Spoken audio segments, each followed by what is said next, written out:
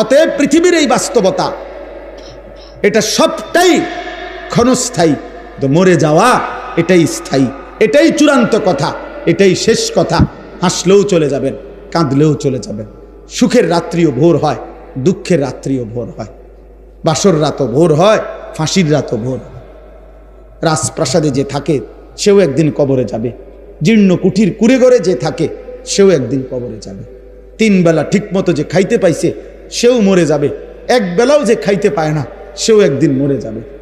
অতএব বন্ধু আমার, মৃত্যু যেহেতু নিশ্চিত, কবর যেহেতু নিশ্চিত, চলে যাওয়া যেহেতু নিশ্চিত, অতএব এখনই সুযোগ, এই হায়াত থাকতেই ওই সময়ের কিছু প্রস্তুতি নাও, নয়তো আর ফিরবে না।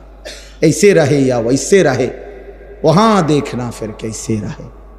বুজুর্গানে দিন বলে, এ আল্লাহর বান্দা, এভাবে কিংবা ওইভাবে, মানে সুখে কিংবা দুঃখে, হাসি কিংবা আনন্দে, কান্না কিংবা বেদনায়, দুনিয়া একভাবে না একভাবে পারতে হবে।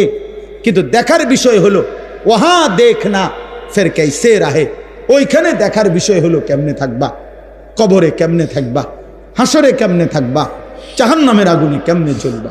আমি তো বলি যুবক ভাই, এই নওজোয়ান, মোবাইল থাকবে না হয়তো, এই ফেসবুকও থাকবে না, ইউটিউব, টেলিগ্রাফ নাই, ডাক পিয়নের সেই চিঠি এখন আর প্রচলন নাই, ফিতাওয়ালা ক্যাসেট এখন আর প্রচলন নাই, সিডি চ্যাপ্টা চ্যাপ্টা ক্যাসেট ছিল এগুলো এখন নাই, এখন আর নাই। সেই বাটন মোবাইলের প্রচলন তেমন একটা নাই। আমার মতো 2-4 জন, গোটা পৃথিবীতে 2-4 জন বেকুব, আমার মতো আহাম্মক ছাড়া আমার মনে এরকম ছোট মোবাইল তেমন কেউ ব্যবহার করে না। বুঝেন নাই কথাটা? আমরার মতো হয়তো 2-4 জন বলদ আমরা এখন এটা কি করি, ব্যবহার করি। আর নাই তো সবাই এগুলা নাই। এর চাইতে বড় যেগুলা ছিল মটোরোলা সেট, এটিও নাই। ল্যান্ড ফোন যেগুলা এমনি এমনি ঘুরে ঘুরে আমরা ফোন করতাম, আছে চাচা, আমরা দেখছি না ছোটবেলায়, কই এগুলো আছে এখন? এগুলোর ব্যবহার আছে এখন? আর নাই। তাইলে আমার এই 44 বছর বয়সে কত কিছু দেখলাম। আমার মাত্র 44 বছর বয়স, এতেই এত কিছু নাই। তোমরা আগামী 44 বছর পার করতে করতে দেখবা কিছুই না, অনেক কিছু নাই। কিন্তু হয় ফেসবুক থাকবে না বন্ধু, ইউটিউবও থাকবে না, এই প্রযুক্তি হয়তো থাকবে না, নতুন প্রযুক্তি আইসা আগেরটাকে ভুলাইয়া দিবে, এটা হারায়া যাবে। কিন্তু তুমি যে গুনাহগুলো করছো, নারী, ছবি, জিনা, ব্যভিচার, জুয়া, এই অসভ্য কাজ, খোদার কসম, এগুলা নিয়ে তোমাকে হাসরের ময়দান পর্যন্ত যাইতে হবে। এগুলা তুমি সরাইবা কেন? মোবাইলে না থাকবে না, কিন্তু তোমার গুনাহ, তোমার গুনাহ তুমি এটা সরাইবা কেন?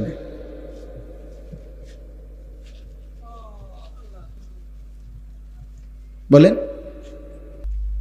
কি পরিমাণ যুবক আজকে অনলাইনে জুয়া খেলে, প্রতিদিন লক্ষ লক্ষ যুবক।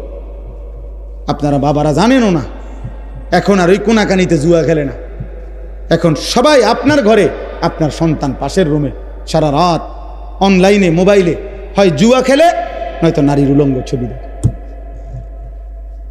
আপন ঘরে। আহ, চেহারা সুরত দেখলেই তো বোঝা যায়, চুল চেহারা কালো মলিন, সাফা সুফা ভিতরে ঢুকে গেছে, অল্প বয়স্ক। আহা, দেখায় বুঝাই যায়। দিনের পর দিন এক ওয়াক্ত নামাজ নাই, একটা সেজদা নাই কপালে, অভিশপ্ত ওই চেহারা দেখলেই তো বোঝা যায়। অভিশপ্ত ওই চেহারা দেখলেই তো বোঝা যায়, বেনামাজির চেহারা দেখলেই চেনা যায়। তুমি যত পাউডারই দাও বাবা, বোঝা যায়, হাইওয়ানের চেহারা বুঝাই যায়।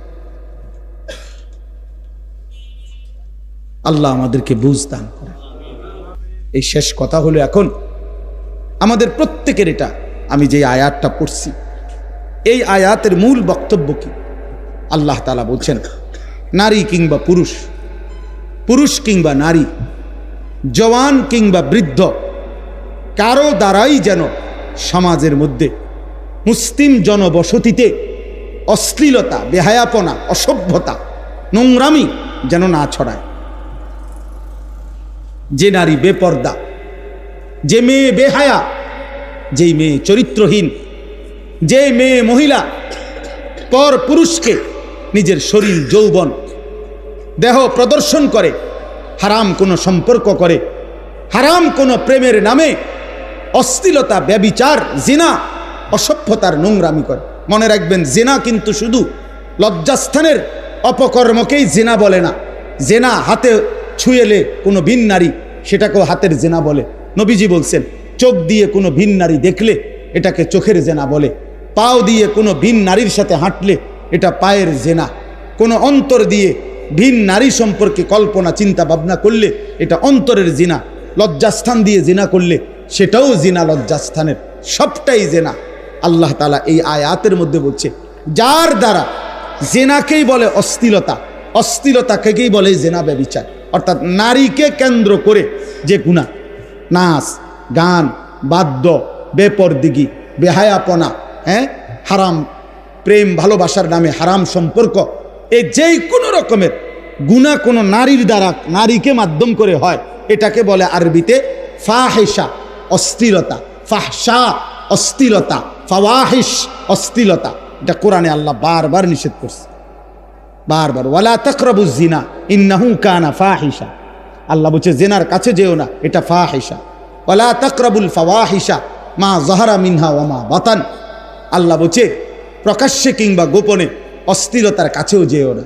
আল্লাহ বলছে কুল ইন্নাল্লাহা লা ইয়া'মুরু বিল ফাহশা। নবী বলে দেন, আল্লাহ কোনো অশ্লীলতার আদেশ করে নাই, তোমরা করবা না। এভাবে বারবার আছে, বারবার বারবার বারবার। আল্লাহ বলছে ওয়ালা ইয়াজনুন, জিনা করবা না। ওয়া ইয়াফআল যালিকা ইয়ালকা আসামা, যে জিনা ব্যভিচার করবে আমি নিশ্চিত আল্লাহ ওয়াদা দিছি তোমাকে শাস্তির মুখোমুখি হইতে হবে। কেমন শাস্তি? ইউদাআফ লাহুল আযাবু। আল্লাহ বলে প্রত্যেকটা শাস্তি দ্বিগুণ করে দেওয়া হবে।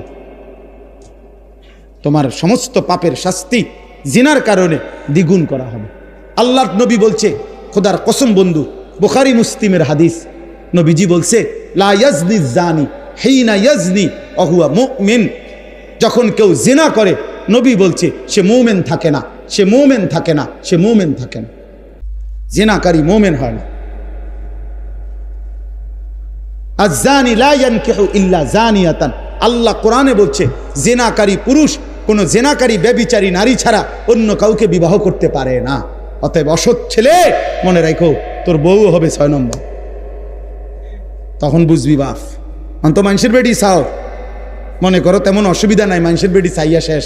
কিন্তু যেদিন তোমার ঘরে বউ আসবে আর টের পাইবা বেডি 3 নম্বর, তখন বুঝবা দুনিয়ার ঘরটাই হয়ে যাবে জাহান্নামের টুকরা। খোদার গজব সেদিন টের পাইবা।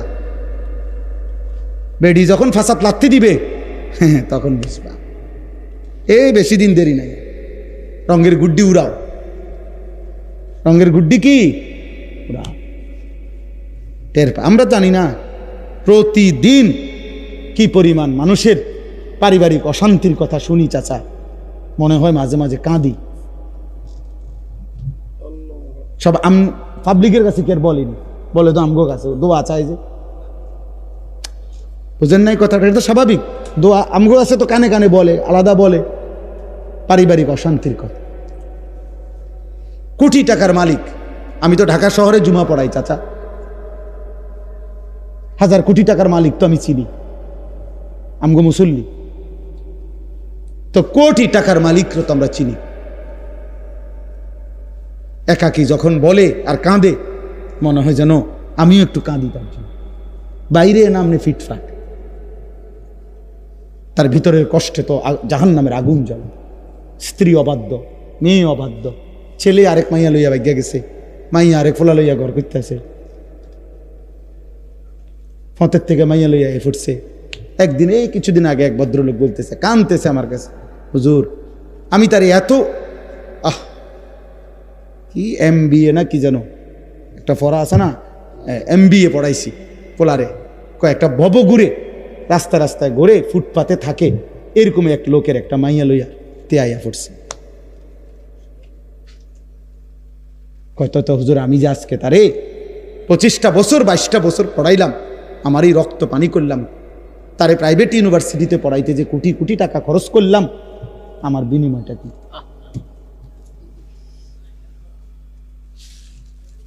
বলো বাবা। প্রিয় বন্ধু, আল্লাহ তাআলা বলছে এই কথাই, তোমার দ্বারা যেন কোনো অশ্লীলতা না ছড়ায়, কোনো মেয়ের দ্বারা যেন কোনো অশ্লীলতা না ছড়ায়। আমাদের এই বালিকা মাদ্রাসাগুলো কি জন্য? দিন শেখাবার জন্য, আখলাক শিখাবার জন্য, চরিত্র শিখাবার জন্য। এক মেয়েকে এটা বলার জন্য তোমার ইজ্জত, তোমার সতীত্ব, তোমার চরিত্র এটা এক পবিত্র আমানত, এটা শেখানোর চেষ্টা করা হয়, এটা বুঝানোর চেষ্টা করা হয়। তারে কোরআনের আলো দেওয়া হয়, তারে সুন্নার আলো দেওয়া হয়, বিনিময়ে সে বুঝে আমার ইজ্জতের দাম অনেক, আমার সতীত্বের দাম অনেক। রাস্তার বখাটে দুশ্চরিত্র খারাইয়া মুতে এরম অসভ্য জানোয়ারের জন্য আমার জীবন না।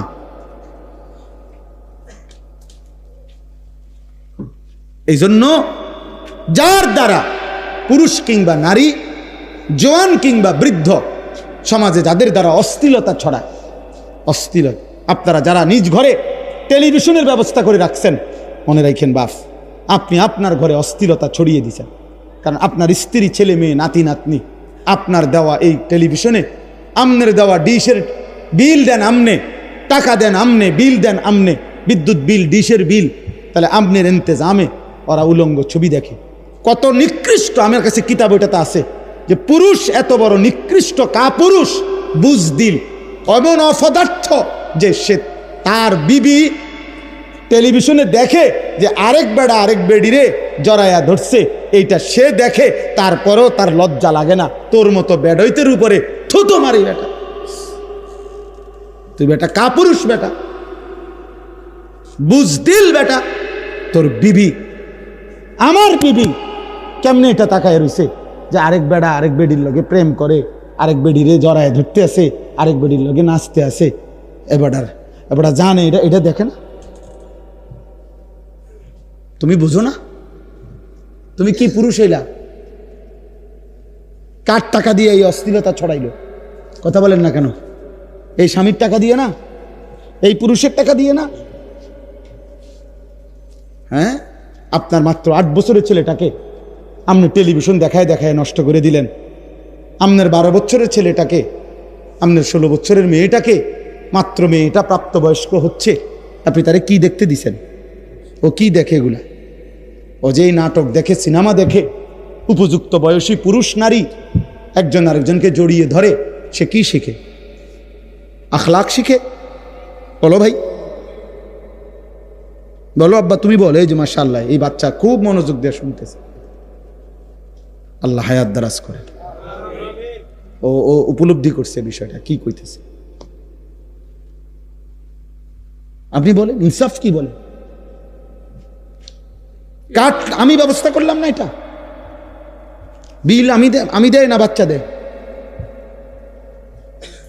আল্লাহ তাআলা বলছে ইন্নাল্লাযীনা ইউহিব্বুনা, এই আয়াত শুনে নিশ্চয়ই যারা পছন্দ করে, আন তাশিআল ফাহিশাতু, ছড়িয়ে পড়ুক অশ্লীলতা, ফিল্লাযীনা আমানু, মুমিন মুসলমানদের সমাজে অশ্লীলতা ছড়িয়ে পড়ুক, ঘরে ঘরে, বাড়িতে বাড়িতে, মহল্লায় মহল্লায়, গলিতে গলিতে। আল্লাহ বলেন আমি ওয়াদা দিলাম, লাহুম আযাবুন আলীমুন, তাদের জন্য রয়েছে অত্যন্ত কঠিন মর্মান্তিক আযাব। কোথায়? ফিদ দুনিয়া ওয়াল আখিরা, দুনিয়াতেও আখিরাতে। এই মুশকিল কিন্তু এনে ভাই, শুধু ফিটা যদি আখিরাতে ফিরতো তো নইলে আমনে হন কইতেন যে আচ্ছা যাক, পরে ফিটলি ফিডুক, আপাতত তো ফিটেন না। আল্লাহ বলছে ফিদ দুনিয়া ওয়াল আখিরা, আমি তাকে দুনিয়াতেও বেইজ্জতি করব, আখিরাতেও করব। আল্লাহু ইয়ালামু ওয়া আনতুম লা তা'লামুন, আল্লাহ বলেন কাকে আমি কেমনে শাস্তি দেব দুনিয়ায়, আখিরাতে আমি জানি, তোমরা জানো না। সবার শাস্তির ধরন একরকম হবে। হতে পারে আপনি মরে গেছেন, আপনার নাতনি, আপনার আপন পুতের ঘরের নাতনি আরেক ফুলার লগে ভাগ্যে গেছে, তো আপনার মৃত অবস্থায় তো আপনি অভিশপ্ত যে তার নাতনি, এটাও কি আপনার জন্য বেইজ্জতি না? কথা বলেন না কেন? এটার জন্য আপনার বংশের অপমান না? তাইলে বলে ধরে নিলাম কোনো না কোনো ভাবে আল্লাহ বলছে আমি তোরে বেইজ্জতি করব। হ্যাঁ, এই কথা, এটাই আয়াত, এই একটা আয়াতে পড়ছে ইন্নাল্লাযীনা ইউহিব্বুনা আন তাশিআল ফাহিশা আমার দ্বারা যেন কোনো অস্থিরতা না ছড়ায়, আমি কোনো গুনার পরিবেশ তৈরি করে যাব না, এটা আমার সিদ্ধান্ত থাকতে হবে। আমার ফুট কানতে কানতে মরে যাক, আর কানতে কানতে মরে না। মেয়ে কানতে কানতে মরবে না, টেলিভিশন না দেখা হয় কতক্ষণ কানবো, চাই হাতে কান্দুক, মোবাইল তারা আমি দেখতে দেব না, হ্যাঁ কতক্ষণ কানবো, 2 ঘন্টা নাহলে 4 ঘন্টা, এরপর আসতে 2 দিন 4 দিন 10 দিন কানতে কানতে একদিন সে বুঝবে এটা আমারই দিবে না। কথা বোঝেন নাই? সে ঠিকই কি ফিরে আসবে। আমার জীবনে আমার একজন ঘনিষ্ঠ আত্মীয়, আমার পরিবারের একজন, আমি ছাত্র জীবনে তখন শেষ না, ছাত্র জীবনটা আমি তখন মাত্র নতুন চাকরি করি, তা আমার ঘরের পরিবারের একজন, আমার ফ্যামিলির বংশের কাছের একজন, ক্রিকেট বিশ্বকাপ শুরু হয়েছে, তো হেতে একটা ছোট টেলিভিশন কিনে আনছে, ছোট্ট, এটা দিয়ে রাত্রে হেতে ক্রিকেট খেলা চাইতো, তো খুব ক্রিকেট খেলার ফোক আছিল সাউনের আর কি, তো এইটা দিয়ে চাইতো, আবার লুকাইয়া বালিশের কভারের ভিতরে এটা রেখে দিত হেতে। আমি এটা টের পাইছি একদিন, তো পরে রাইতে যখন আসতে বাইরে গেছে, আসতে আমি ডানতে বাইরে কইরা ভাঙ্গা একটা গুঁড়া গুঁড়া বানাই দিয়েছি, বানাইয়া মানে গুঁড়া গুঁড়া টুকরা টুকরা কইরা ভাঙ্গা একটা শপিং ব্যাগ পলিথিনের মতো এটার মধ্যে লইয়া হেবে হেইতে আইসে, আর তারে আমি কইলাম নাম ধরে যে 10 সাইড বাইরে হালাই দিয়া, হেইতে তো এটা দেখেই বুঝছে তুই কিতা হালাইতে দিছে, আর একটা শব্দ এতে জিগাইছেও না এটা কি কেন ভাঙলেন, হেও আর কথা কইছে না, আমিও আর কোনো কথা বলছি না, যেটা ভাঙ্গরের আমার এটা ভাঙ্গে লাইছে, অত বুঝছে যে আমার এটা দেখতে দিবে না। প্রিয় ভাই আমার, অতএব একটা জরুরি কথা মনে রাখবেন, ইমাম শাফিঈ রাহমাতুল্লাহ আলাইহি একজন ইমাম, 4 মাযহাবের একজন ইমাম। আমরা 4টা মাযহাবের কথা জানি না, হানাফি, শাফিঈ, মালিকি, হাম্বলি। এই শাফি মাযহাবের যিনি ইমাম, ইমাম শাফি, উনি বলছেন ইন্না জিনা দাইনুন, এটা সাংঘাতিক কথা, খুব ভয়ের কথা। উনি বলছে, হে মুসলিম, হে যুবক শোনো, জিনা এবং ব্যভিচার এটা কিন্তু দাইন, মানে ঋণ, ঋণ ঋণ ঋণ বুঝেননি? কিতা ঋণ, কিতা কর্জ, কর্জ, হাওলাত, হাওলাত বুঝেন তো না? তিনি বলছে ইন্না জিনা দাইনুন, নিশ্চয়ই জিনা ব্যভিচার, নারীর সাথে অসভ্যতা, এটা একটি দাইন, এটা একটা ঋণ, তুমি যেন একটা ঋণ নিলা। এবার মনে রেখো, তিনি বলছে হে যুবক, হে মুসলিম, অবশ্যই তোমার পরিবারের কাউকে দিয়ে তোমাকে এই ঋণ শোধ দিতে হবে। বুঝছনি যুবক? যদি তুমি তওবা না করো আর আল্লাহ যদি মাফ না করে, তোমার ফ্যামিলির কেউ না কেউ এটা শোধ দিবে, হয় তোমার বিবি, নয় তোমার বোন, নয় তোমার কন্যা।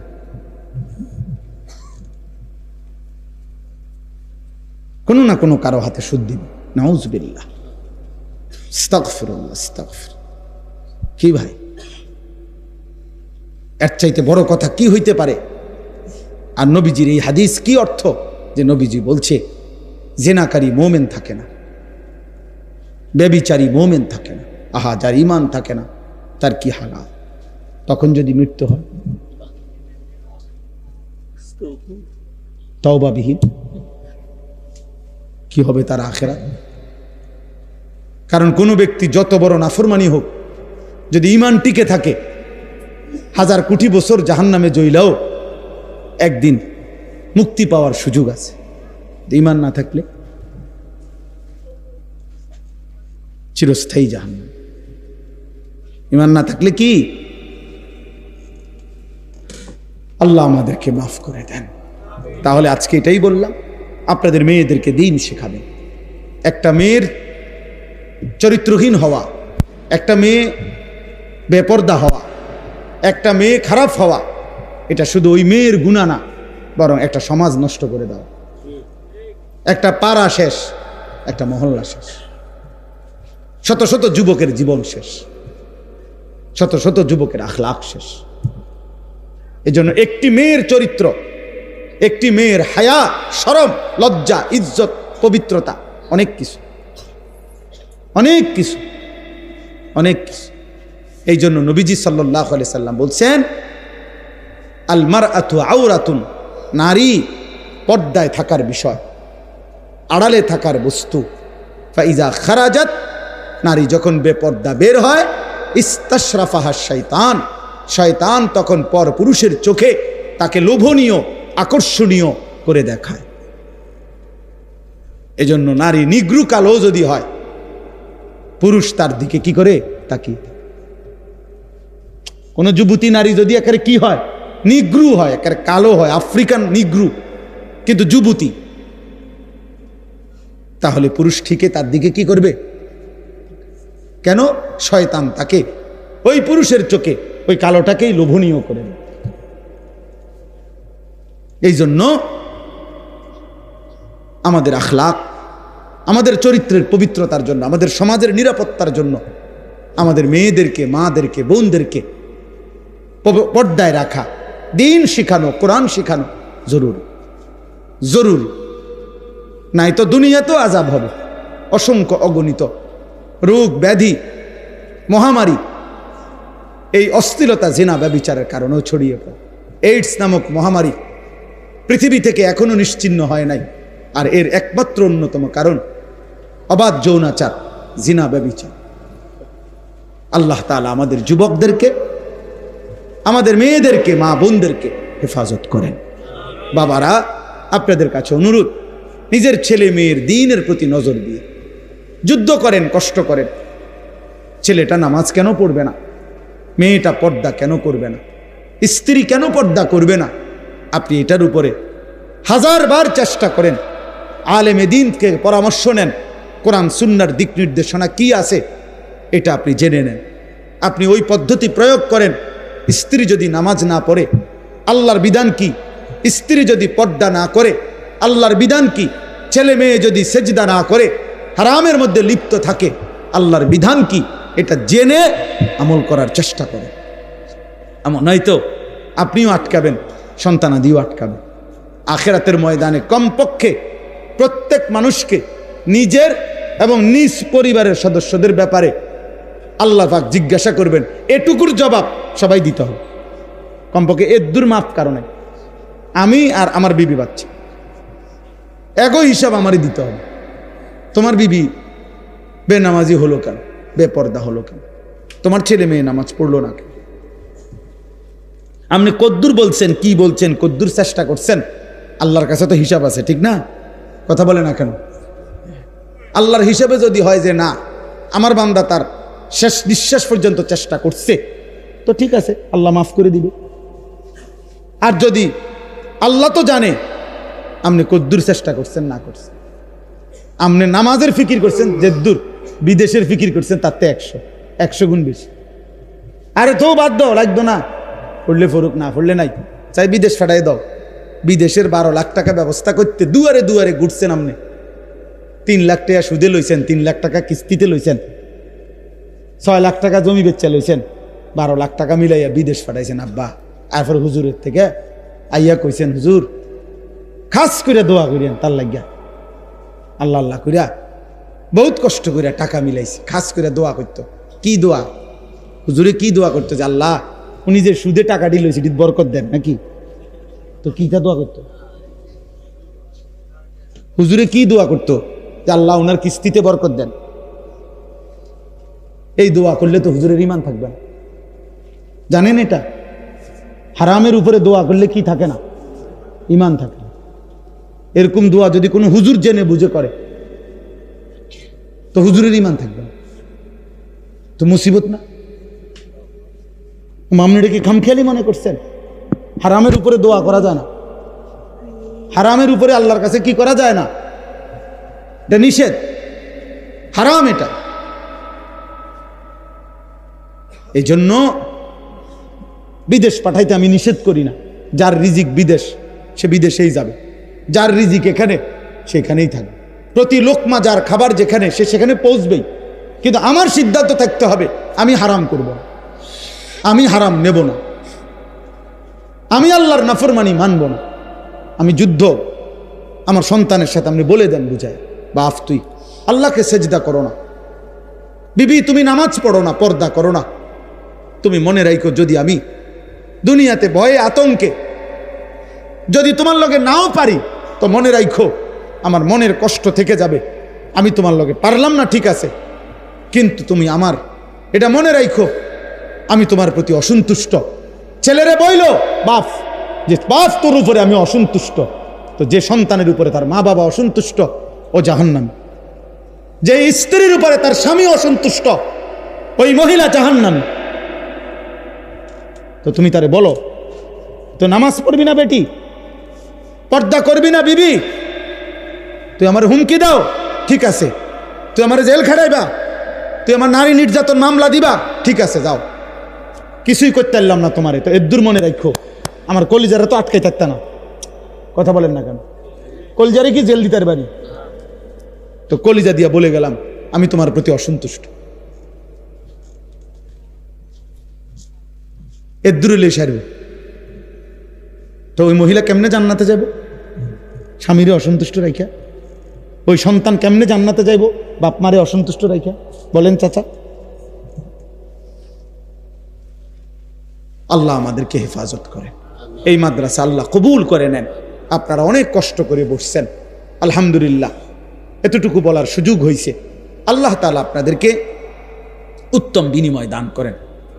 আমার কাছে একটা চমৎকার কিতাব আছে, এই কিতাবটা আমি একজন বড় বুজুর্গের লিখিত কিতাব, একজন মুসলমানের জীবনের একেবারে জন্ম থেকে মৃত্যু পর্যন্ত আমাদের নবী সাল্লাল্লাহু আলাইহি ওয়াসাল্লামের জীবনের যত সুন্নাত, যত তরিকা, যা দরকার একেবারে খুঁটিনাটি বিন্দু বিসর্গ সব এই কিতাবের মধ্যে আছে। তালিমুস সুন্নাহ এই কিতাবটার নাম। একেবারে বিস্তারিত দলিল ব্যাখ্যা সহ নবীজি সাল্লাল্লাহু আলাইহি সাল্লামের জীবনে আমাদের যত প্রয়োজনীয় সব কিছুর সুন্নাহ, একেবারে পুরা ইসলামের যত সুন্নত দরকার সব এটার মধ্যে আছে। আলহামদুলিল্লাহ আমি ইচ্ছা করিয়া এটা সিলেট থেকে একজন প্রিয় ভাইয়ের মাধ্যমে আমি আনাইছি কিনা, যে আই মাহফিলে বলমু, কিনে নিবে 350 টাকা। কোনো আল্লাহর বান্দার যদি দরকার হয়, মানে এমনি শুধু আমার ব্যবসার জন্য না, আমি এমনি যে আল্লাহর বান্দারা পাক শিখুক জানুক। ঘরে একটা সময় আমাদের দেশে ঘরে ঘরে মুকসুদুল মুমিনিন একটা বই সবখানে থাকতো, বেহেশতি জেউর ঘরে ঘরে থাকতো। এমন একটা কিতাব যে ঘরে ঘরে থাকতে পারে প্রত্যেকের কাছে, এতে ফায়দা হবে। আপনারা আমগো গাড়ির কাছে আছে, এইটা ইনশাআল্লাহ ভালো লাগলে কারো কাছে থাকলে টাকা কিনে নিয়েন, 350 টাকা। আল্লাহ মোহতান সাহেবের কোনো কথা আসেনি কম ভাই? ও ভাই আল্লাহ কবুল করে। আপনার নাম কি? ও আমরা দেখছি, আমি মনে হয়। আল্লাহ কবুল করে নেন। আল্লাহ আপনাদের সময়কে, বেশি শক্ত কথা বলে ফেলছি নাকি তা ভাই? আমি তো এনে আসছি আগে না, আব্দুল মুমিন ভাইয়ের, মুমিনুল হক ভাইয়ের মাদ্রাসায় বয়ান করছি, 11 মাগরিবের পরে মনে বয়ান করছি নাকি, এসার পর হ্যাঁ গো, মনের কষ্ট যে আমি গেছি গা, এক সময় আইসা রাইতে থাকি লাই নাকি তা। হ্যাঁ আলহামদুলিল্লাহ, আল্লাহ তাআলা সবাইকে ভালো রাখেন, দিন মান। প্রিয় যুবক ছেলেরা, নওজোয়ান বন্ধু, নষ্ট হইও না বাপ, কেউ মনে রাখবেন, শেষবারের মতো বলি, মনের আবেগে বলল, তুমি তোমারে নষ্ট করো না বাপ। এই পৃথিবী তোমারে মনে রাখবে না, এই বন্ধুরা তোমারে মনে রাখবে না, কেউ না, তোমারে আল্লাহ মনে রাখবে, তোমারে তোমার মদিনার নবী মনে রাখবে। তোমার জন্য যদি কেউ কাঁদে, সে তোমার মদিনার রসুল কাঁদে। কেউ যদি তোমার জন্য চোখের পানি ফেলে, সে তোমার মা। কেউ যদি তোমার জন্য চোখের পানি ফেলে, সে তোমার বাবা। ওই বন্ধুরা চোখের পানি ফেলবে না। আল্লাহ আমাদেরকে হেফাজত করেন। আলহামদুলিল্লাহ রাব্বিল আলামিন। আল্লাহুম্মা আনতাস সালাম ওয়া মিনকাস সালাম, তাবারাকতা ইয়া দাল জালালি ওয়াল ইকরাম, ইয়া রাব্বি লাকাল হামদু কামা ইয়ানবাগি লিজালালি ওয়াজহিকা ওয়া আযীমি সুলতানিক। সাল্লি আলা মুহাম্মাদিন কামা হুয়া আহলুক ওয়াফআল বিনা খায়রান কামা আনতা শানুক ইয়া আরহামার রাহিমিন।